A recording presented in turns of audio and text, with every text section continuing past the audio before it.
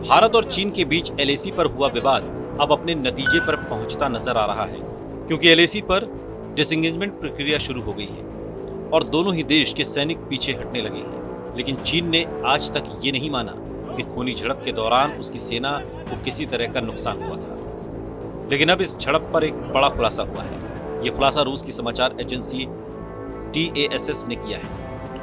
TASS के मुताबिक पूर्वी लद्दाख में हुई हिंसा झड़प में चीन के 45 सैनिक मारे गए थे। इस बात की जानकारी भारतीय सेना के उत्तरी कमान के general officer commanding in chief lieutenant general YK Joshi ने दी है। जोशी ने बताया कि भारतीय चीन के सैनिकों के मारे जाने की संख्या की कोई पुष्टि नहीं कर सकता, लेकिन रूस की समाचार एजेंसी ने दावा किया है कि झड़प में 45 चीनी सैनिक मारे गए थे। जोशी का कहना है कि एजेंसी का यह आंकड़ा सही हो सकता है।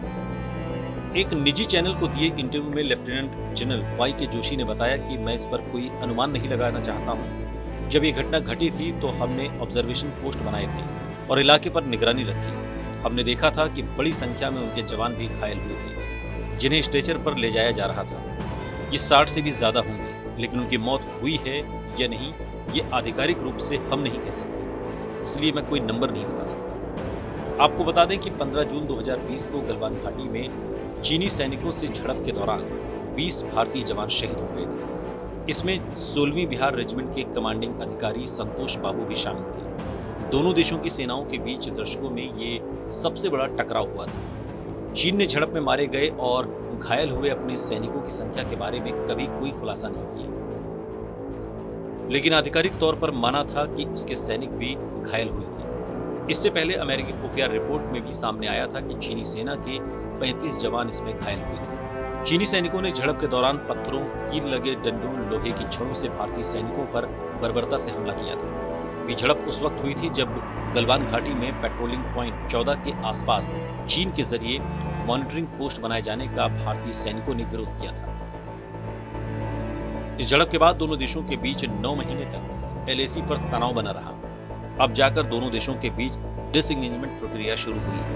लद्दाख में भारत चीन की सेनाओं के बीच डिसएंगेजमेंट की प्रक्रिया तेजी से जारी है। दोनों देशों की सेना तय किए गए पॉइंट से पीछे जा रही है।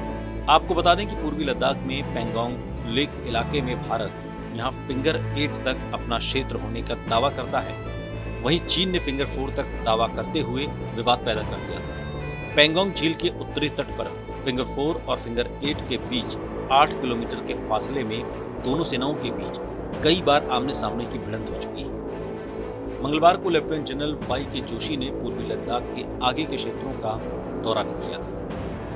इस वीडियो पर आपकी क्या प्रतिक्रिया है, कमेंट बॉक्स में हमें जरूर दीजिएगा। साथ ही देश और दुनिया की तमाम बड़ी खबरों के लिए देखते रहिए TV9 भारतवर्ष।